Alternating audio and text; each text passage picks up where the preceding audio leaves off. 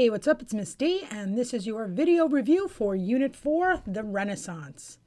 All right, first, to understand the Renaissance, we have to figure out the period that came before it, and then you'll understand why this historical period is such a big change. Now, if you think back to the start of the medieval period, right? That was the period where it was what we would call decentralized power. The kings were actually pretty weak. Most of the power, a lot of power was with the lords. You can probably remember doing that worksheet, right? Where we learned about how, there was no central government. Everybody was trying to escape from all of these, barbarian tribes going through Europe. There was no trade going on. The most valuable thing you could own was land. That the ideas of Greece and Rome were lost. If you look at the artwork, the only real focus for everybody was the church. That was the only central authority that actually existed, was the Catholic Church. And, and you can see like the style of the art is different. It's really not, I'm not a fan. Okay. But you may remember that near that end, later in the medieval period, you have the Crusades, right? And now the Catholic Pope had told the people of Europe, I need you to go to the Middle East and take back Jerusalem. And now suddenly you have contact between Europe and the rest of the world again.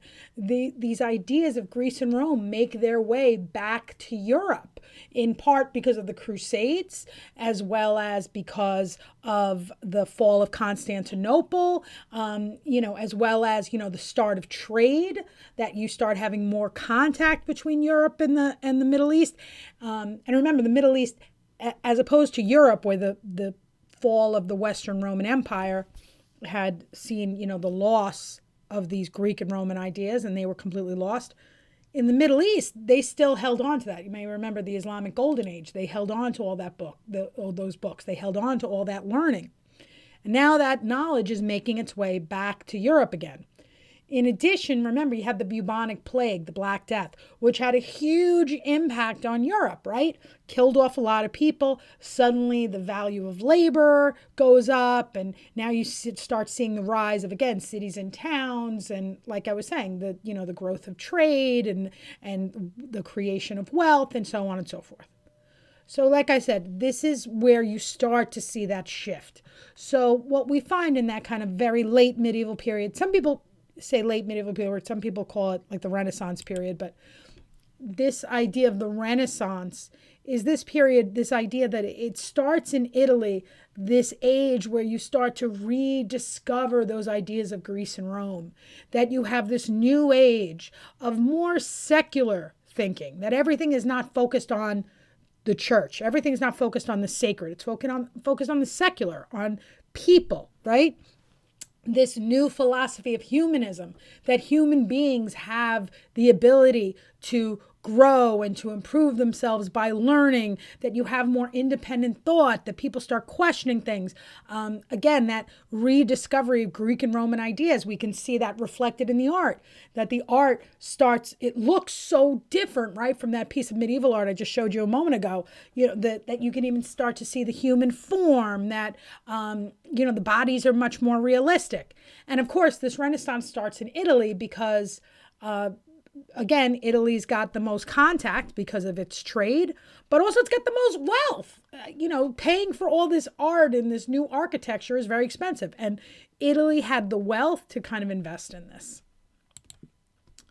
All right, in this era, this Renaissance era, in addition to, these kinds of changes that we're seeing in thought and changes in art, this is also an age of exploration, that you have new technologies like the Caravel, the Lantine sail, the astrolabe. You also have improved cartography. That's a fancy way of saying that the maps are better.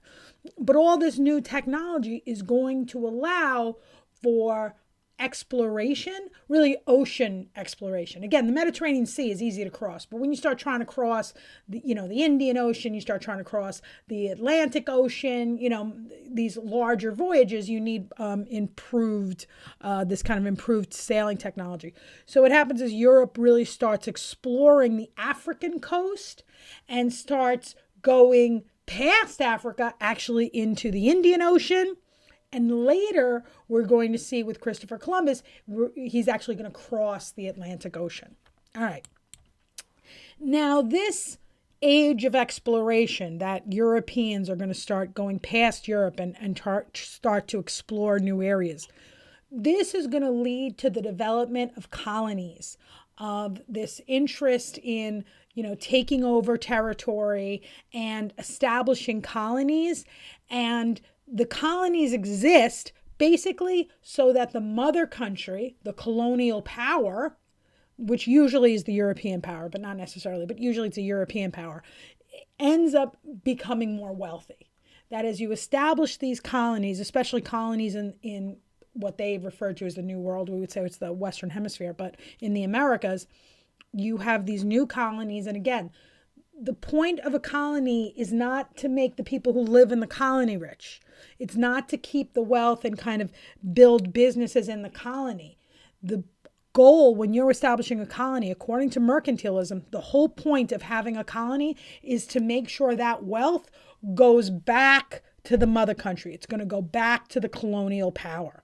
The balance of trade always favors the colonial power, not the colony, all right? Now, this age of exploration, we usually focus on Europe. And, like I said, we always think about Christopher Columbus and, there's Vasco da Gama and Magellan and things like that. But there was also exploration going on in China during the Ming Dynasty. Zheng, you should be aware of him. He traveled, he made many trips through the Indian Ocean. You could see the map in front of you, that he made several journeys of exploration to establish new trading partners for China. Now, that's during the Ming Dynasty. What's interesting is after Zheng He dies, they destroy all of his ships. They leave them, well, they don't even destroy them. They just leave them to rot. And they decide that exploration isn't worth it. And so they choose a policy of isolationism. The Ming Dynasty starts by exploring, but it ends with isolationism. Okay. And like I said, Zheng He had these massive ships. They're left to rot. The knowledge of how to even create his ships is lost. That's what such a big change it is. And again, China is going to choose a policy of isolationism. And the impact of that policy, of that choice to become isolationist, is something we're going to look at later in the year when we start talking about imperialism. All right. So, like I said, this is this age of exploration. Again, we usually think, especially being Americans, the main explorer that most people know is Christopher Columbus. And obviously, Christopher Columbus's voyage to the Americas is a huge turning point in global history. It leads to what was traditionally called the Columbian Exchange. Today, a lot of people prefer the term the encounter because they don't like that kind of Eurocentric title for it, but they call it the encounter, this contact between Europe and the Americas, right? The Eastern Hemisphere and the Western Hemisphere. Now, again, it's not the first contact. Technically, the first contact was by the Vikings. But what happens is the Vikings made a journey into Greenland and Iceland and then forgot all about it. So it didn't have any long-term impact.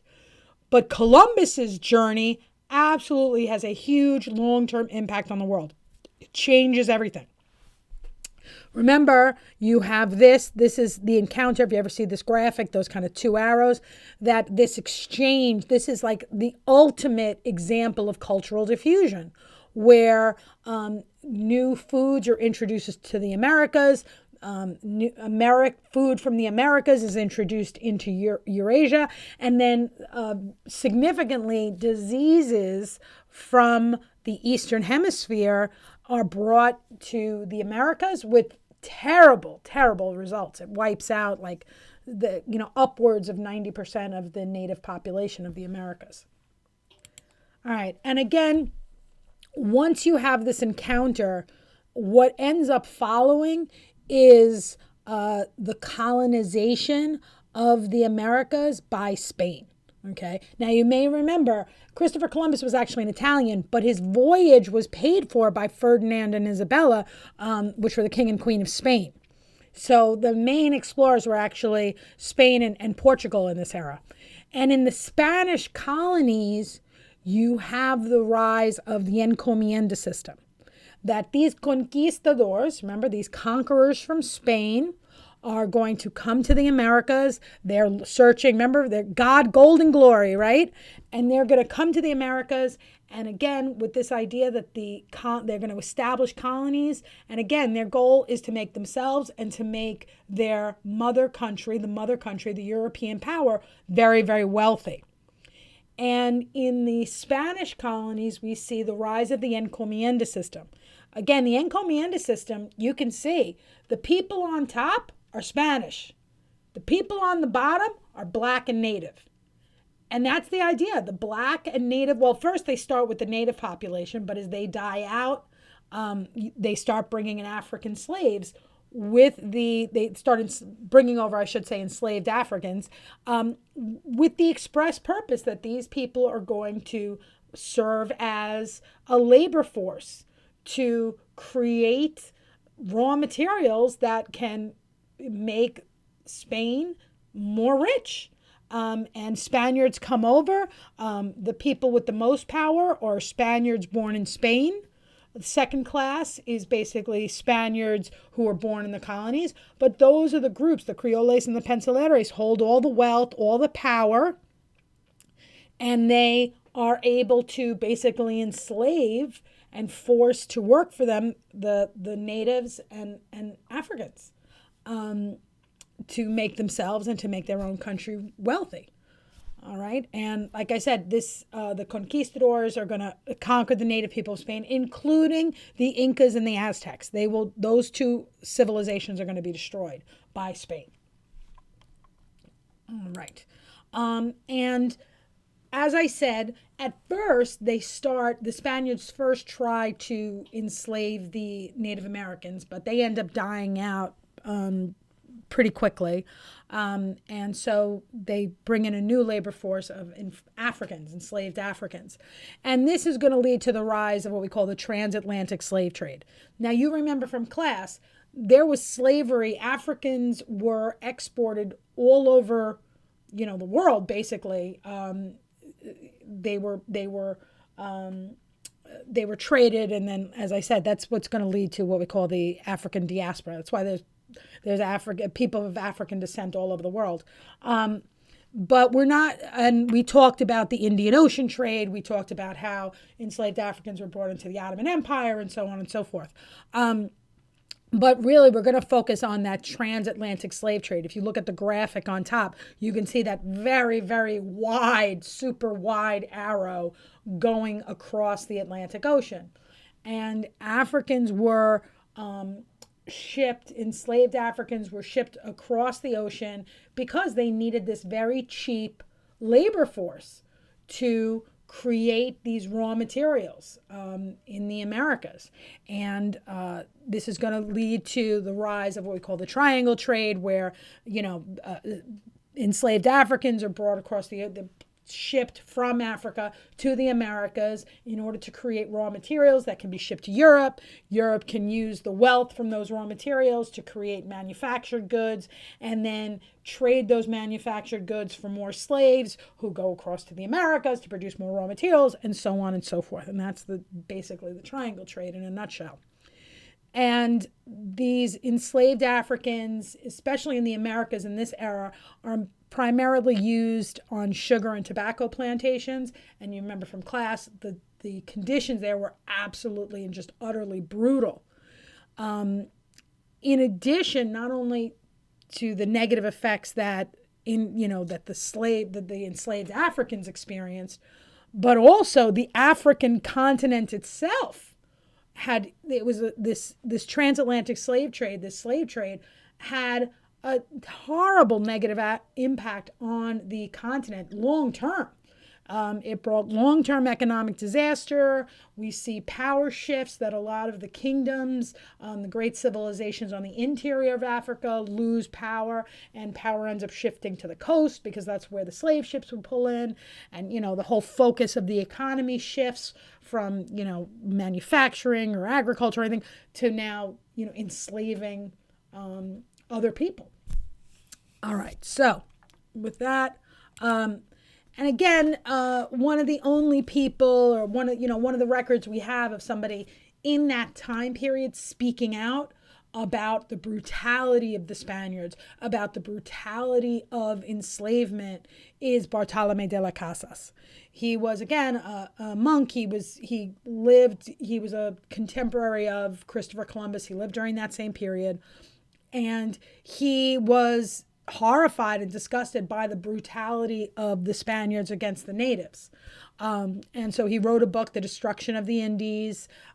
He basically is recognized as the first person to have this kind of idea of human rights, that all human beings deserve some kind of, better treatment, that they deserve certain rights, not based on their ethnicity or their citizenship or anything else, but just on the basis of being human beings, that you can't treat people this way.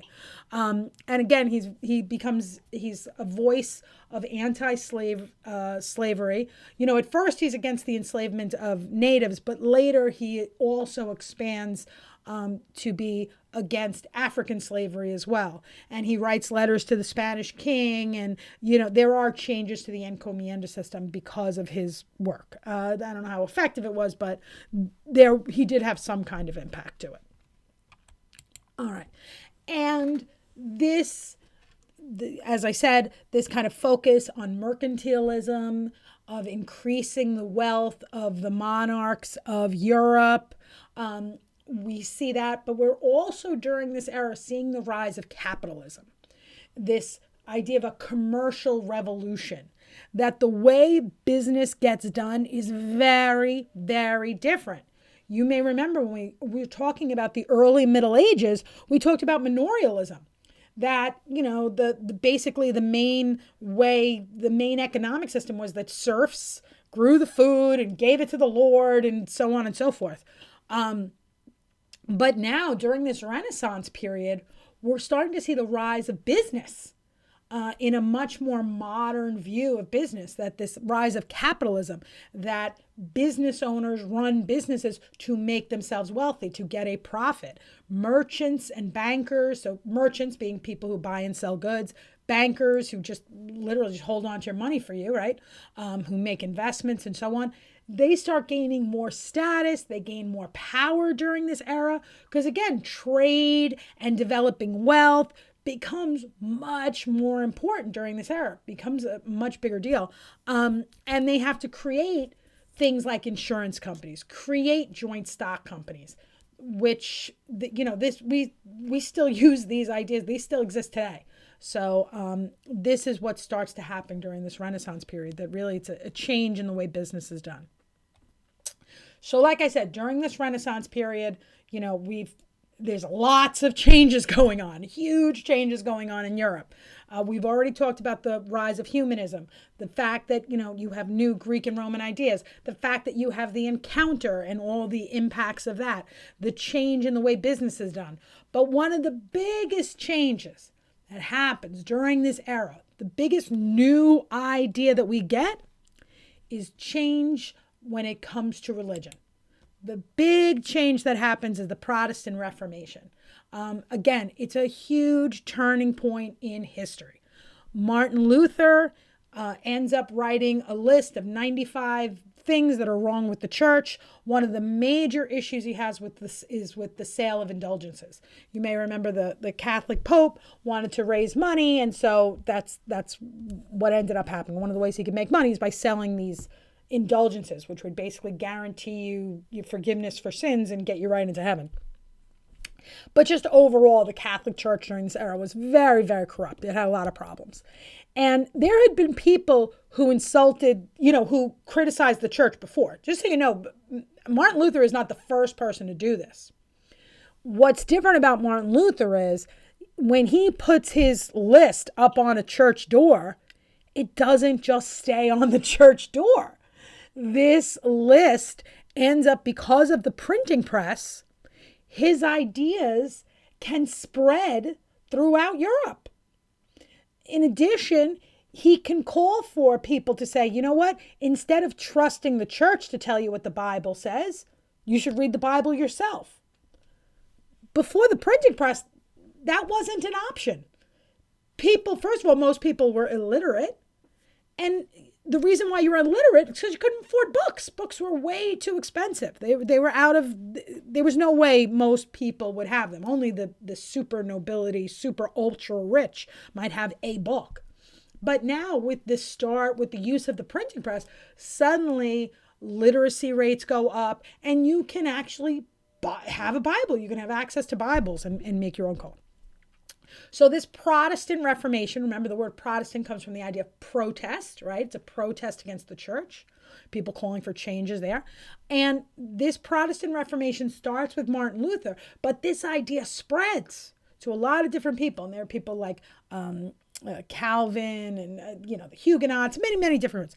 But really just the two main ones that you really have to know is Martin Luther, and the other big one you have to know is Henry VIII.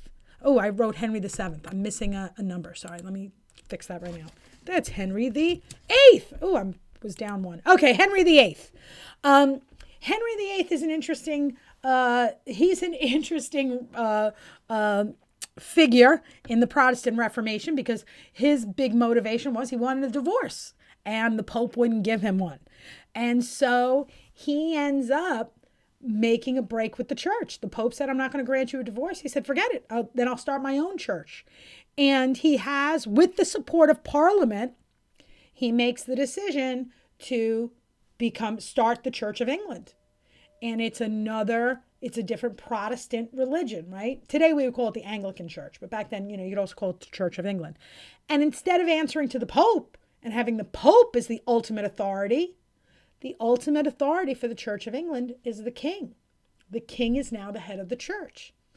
And of course, the Parliament absolutely supports this break with the church because now England gets to take all of the church's wealth. England gets to take, it no longer has to pay money to the church and all of that. That wealth can stay in England. And the Protestant Reformation, what we see in England is one example, but really this is happening across Europe, that it brings to an end religious unity. Remember, when we started this presentation, right, when we talked about the early Middle Ages, we talked about the fact that after the fall of the Roman Empire, the only thing holding Europe together, the only central authority that existed in Europe was the Catholic Church. But after the Protestant Reformation, that is no longer the case. There is an end to religious unity. Now there are many, many different options. You have all different religions pop up. As you can see, there's Lutherans and Calvinists and Anglicans and so on and so forth. And yes, you do have some Jewish people popping around and, other, small groups of Muslims. But really, in Europe, the main religion is going to be some form of Christianity, either Roman Catholicism, which is much more popular in the South, and then Protestant religions in the North, especially in Germany and, as I said, in England. And as the church loses power, as the Pope loses power, what we see is that secular leaders, kings, non-religious leaders end up becoming much more powerful. And of course, religion is one of the things that people love to fight over. And so as you have the rise of all these different religions, it is a time where there's a lot of wars that have religion as at least part, if not the main cause of some of these wars that break out across Europe. All right. So another issue, that's going on during this period, because this is a period of real big changes, right? The other big change is during this period is what we call the age of absolutism. That, as I was saying, secular leaders, these kings, become much more powerful during this Renaissance period. And we talk about them as wanting to centralize power. Remember, when we talked about the early Middle Ages, we talked about how power was decentralized, that many of the lords held most of the control over laws and things like that in their particular area. But now we start to see the rise of kings where they want to hold all the power, that they want to kind of pull that power and centralize it into one central government. And this is a big change in Europe. This is a big change for Europe. In other parts of the world, emperors and the sultans, whatever, had always been central authorities. But in Europe, this is a big change. And so really what that means is by centralizing power, it means you've got to somehow manage the power that is held by religious authorities as well as by the nobility. And you've got to find some way to manage that.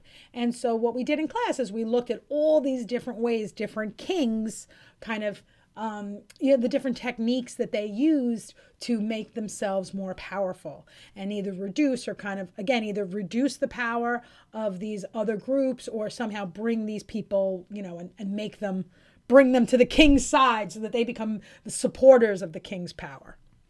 All right, so as I said, we really mostly focused on Europe, but before we get into Europe, we're going to take a look at some other parts of the world where, again, you see central authority. For example, the Ottoman Empire continues to be incredibly powerful.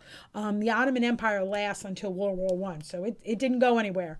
One of its most powerful leaders is Suleiman the Magnificent. He's a contemporary of a lot of these monarchs that we're talking about. Again, the Ottoman Empire had really risen to power with the takeover of Constantinople, which again they end up renaming into Istanbul. And you remember it's because they had that advanced weaponry. They used cannons. And we talked a little bit about how the Ottoman Empire managed the power of the nobles through the use of eunuchs, as well as with the Janissaries. Ottoman Empire is really well known for its military power and the power of the Janissaries. As you see, the Janissary soldiers are early users of guns in warfare. Actually, the Ottoman Empire is known as one of the quote-unquote gunpowder empires because they did have really advanced weapons and a really powerful military. The Janissary soldiers were much feared. We also looked when we went outside of Europe. We also took a look at the Tokugawa shogunate of Japan.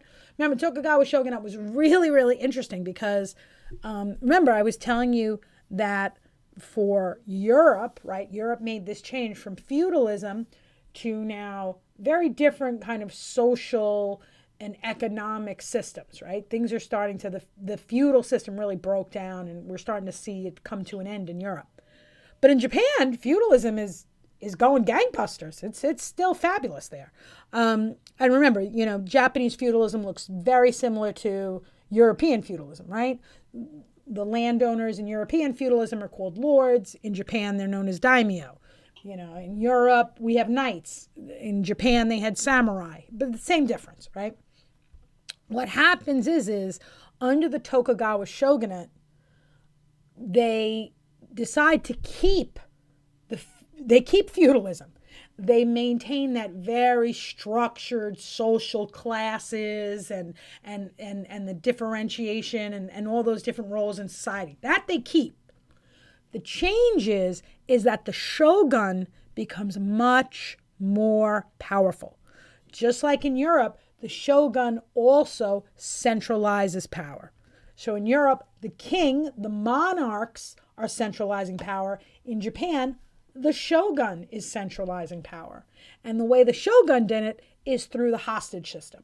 That the shogun forced the daimyo's families to live in Edo, which is the capital city, and the daimyos were forced to spend every other year in Edo. And in that way, he keeps an eye on them and manage them to keep them like basically pulling power away from the daimyo and making himself much more powerful. And again, Tokugawa shogunate we had talked about in the medieval period, but they had chosen a policy of very, very strict isolationism. As you may remember from our last unit, if you left Japan and tried to come back, that was like death penalty. Literally, you can get the death penalty for trying to leave Japan and coming back. They wanted no outside influences. And again, this works for a really long time. They actually have a lot of peace and stability for a long time. Again, it's going to change, though. Later, we're going to talk about imperialism, and it's going to be important to keep this in mind. All right. The other non-European leader that we looked at was Akbar the Great in India. He is part of the Mughal Empire, and he's an interesting figure because he is known for a policy of religious toleration. Again, Akbar the Great is a Muslim, and he is a Muslim leader of a group of people who are almost all Hindu. And he's got to lead them. He wants to, again, unite India. And India's always been tough because of geography and things like, and different languages and so on. It's a culture that unless they have a very strong leader, India has a tendency to break into different principalities. But under the Mughal Empire pulls it together. Akbar the Great has a really well-run government, great bureaucracy, effective taxation system, what have you. And again, this policy of religious toleration is geared towards allowing the people of India to be united and to get along, and it works. Unfortunately, Akbar the Great is followed by a lot of weak leaders, and what you end up seeing is that we're going to see the fall of the Mughal Empire come at the hands of the British. Again, as we mentioned before, this idea of mercantilism, right? That these European powers are going to seek out colonies with the goal of enriching the country, at the expense of the colony, basically. What you end up, and again, we also talked about the commercial revolution with the rise of larger businesses, and capitalism and trying to make money. The British East India Company is a company set up. It's under the approval of the British Crown. And the British East India Company ends up going into India and just dominating it economically, and later it dominates it politically, and just gains control over India and really weakens and basically takes over and supplants the Mughal Empire. All right, so again, let's move over to Europe. And again, we're going to really focus on the changes here.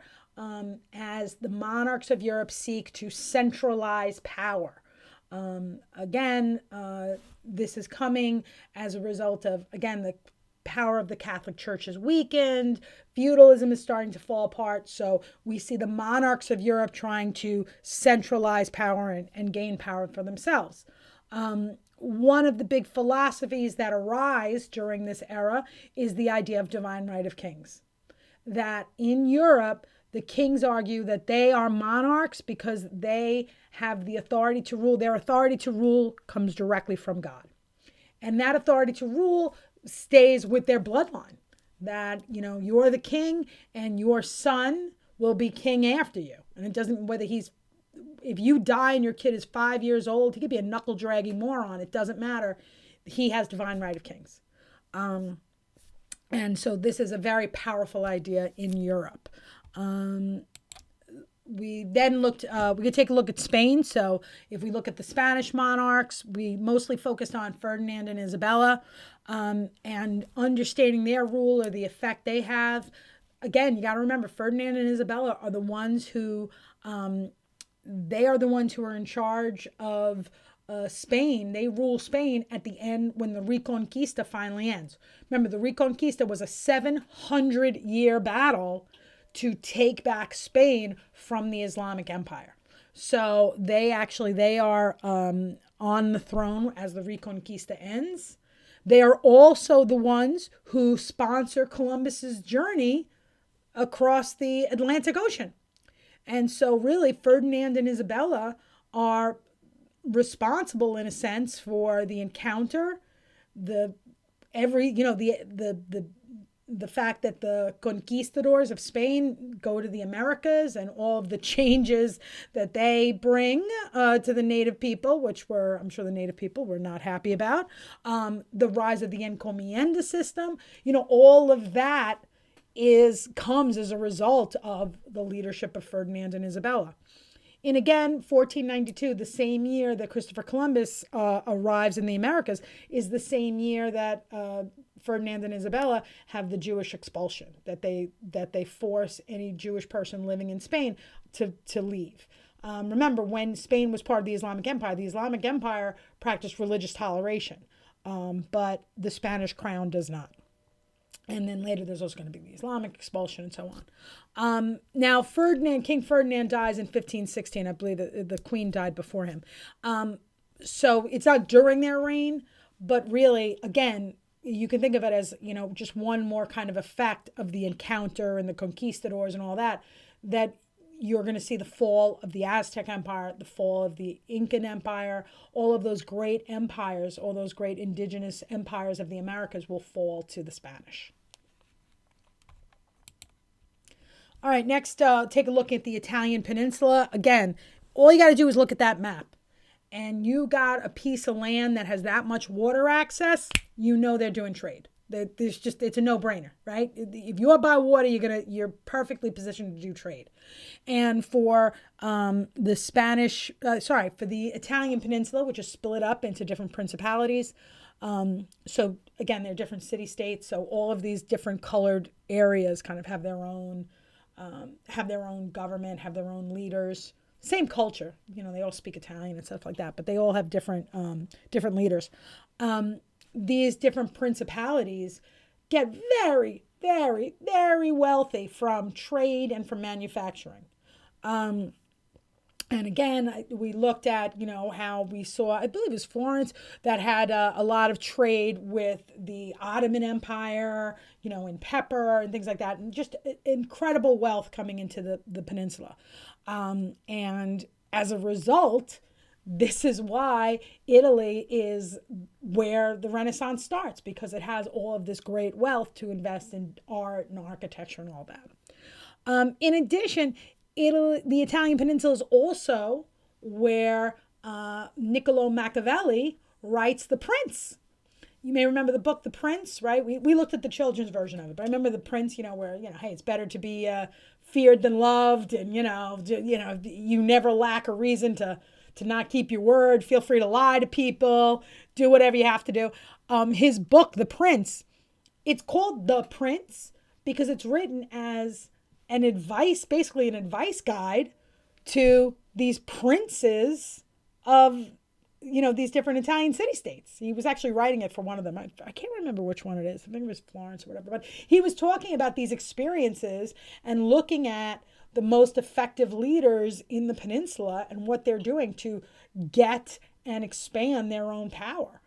And this book is revolutionary in the idea that it really is the start of this idea of political science, that government isn't, again, the other theory of government was divine right of kings. You are the king because God made you king, boom, boom, boom, done. But Machiavelli is like, oh, no, let's take God out of it. But this has nothing to do with God and morality and religion. He's just very much focused on power and doing, morality has absolutely no meaning. It's all about being, this effective use of power. So it's an interesting book. And again, it comes out of this area of the world. We also looked at France. We looked at Louis XIV. Remember Louis XIV? He calls himself the Sun King. He said, I am the state. And we looked at, he had built himself the Palace of Versailles. The photo I put there, that is the Hall of Mirrors. That's one of the most famous rooms in the entire palace because, again, at that time, just a tiny bit of mirror was just unbelievably expensive. I can't. Today, a mirror is super cheap, but back then they were like crazy expensive. So the idea that you had an entire room filled with mirrors was insane. And again, Louis XIV, we know he is able to manage the nobles because he invites them to live in his palace with him. A little different than Japan. He doesn't make it like, I'm going to hold you hostage. He just makes living in the palace so fabulous that everybody wants to be there. And you may remember from the movies, right? The movie that we watched in class. If you haven't seen it, please check it out on Google Classroom. But remember, these nobles were the ones who were fighting over who could hand him his shirt. oh, please, let me watch you eat. It was crazy that he had these nobles kind of fighting over him, and he kept them at Versailles. He's able to keep an eye on them. They became so focused on fashion and pleasing the king. They weren't worried about, causing problems or anything like that. In addition, he's able to manage the church because he revokes religious freedom. So the Bishop Bousset of France, big supporter of divine right and the king's right to rule. And again, the king kind of backs up the church by eliminating religious freedom. And finally, there's also the estate system. This is going to be really important when we move into our next unit. And we're going to take a look at this because in France, they literally divide the entire society into three groups. You're either in group one, which is the clergy, which is a fancy way of saying like these are the very high church officers. Okay, so you're the church clergy, or you're a noble, so you're one of these landowning, right, aristocrats. And then there's everybody else.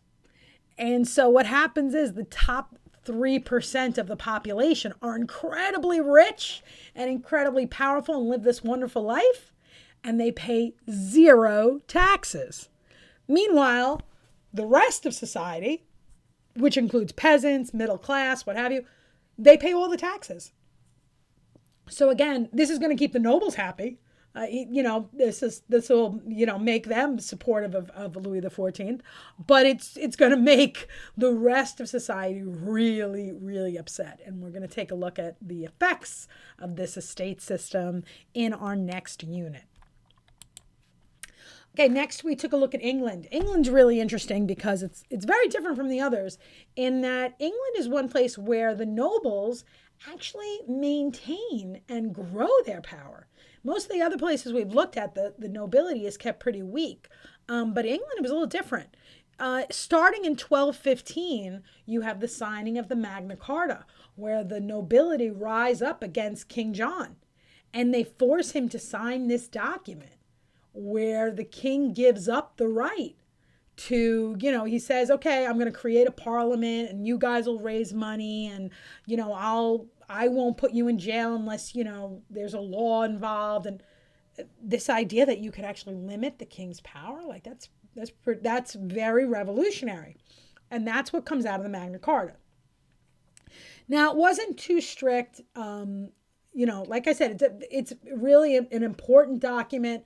It's a really different idea about how to look at a monarch and what the role of a monarch can be.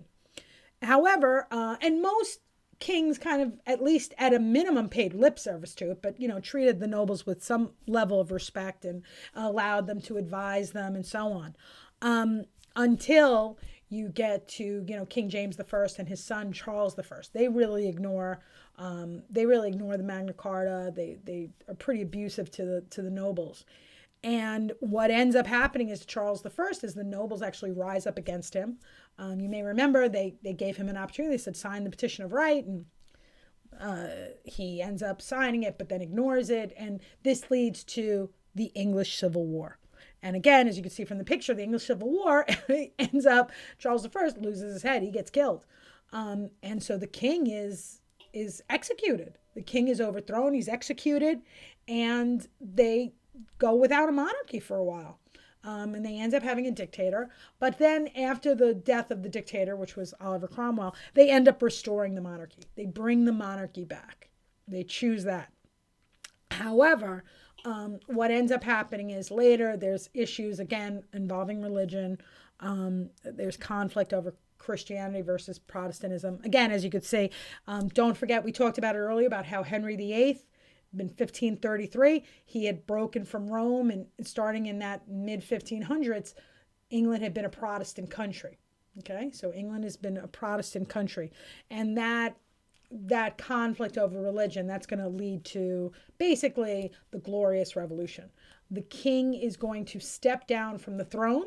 There's a Catholic king. He steps down from the throne, and his daughter and son-in-law take power. That's William and Mary. And the important thing about William and Mary is they have the support of Parliament, and Parliament gives them support on the basis that they sign the English Bill of Rights. And this English Bill of Rights is unbelievably important. It's important for English history. It's also important for American history.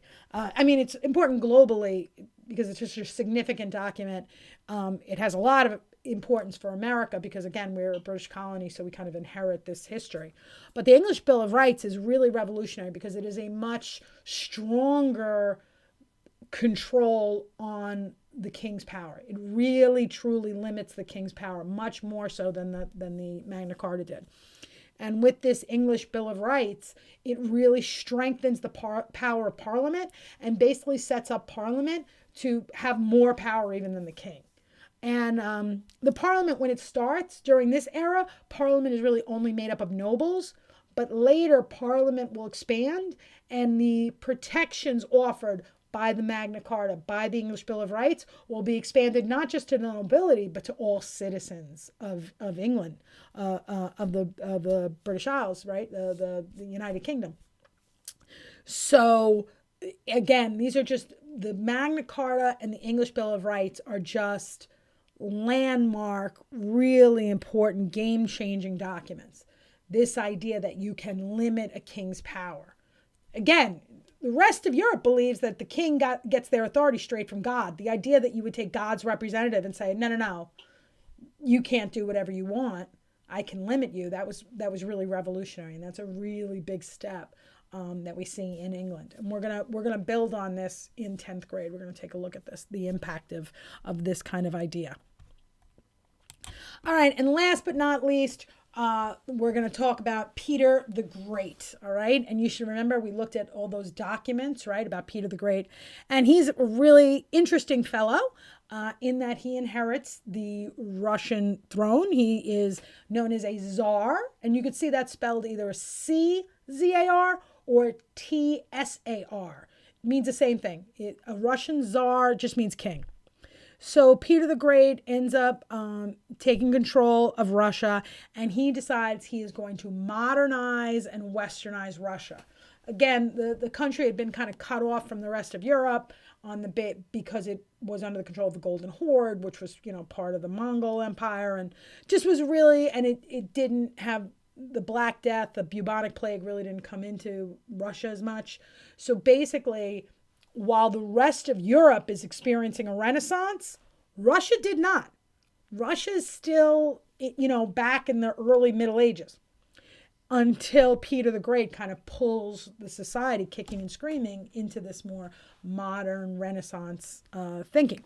What he ends up doing is he wants to build, he has a real fascination with the Navy, with building Russia's Navy. So he ends up going to war with Sweden. He gets a warm water port. You can see in the map there, that kind of yellow area, right? He's going to have access to water that does not turn into solid ice. And by getting that access to that warm water port, Peter is able to build the Navy that he wants. He had made all these trips to Europe. He learned about navigation. He learned about shipbuilding. He even worked as a carpenter to learn it. And he ends up creating a shipbuilding industry in his home country, in Russia. He also introduced the table of ranks. And this is one of the ways where he made the army much more powerful. He really modernized it. He made basically the privileges of nobility available to anybody who served the state. So basically through military service, a lot of people could enjoy the privileges of nobility, which again empowers many citizens, but again it's another way to weaken the power of the nobility. He builds a new capital city, the city of St. Petersburg. That's the picture on the bottom. The picture on the left is Moscow. That's traditional Russian architecture. On the right, that's a picture of a building from St. Petersburg that looks like it could be pulled from any other European city. And he makes that his new capital.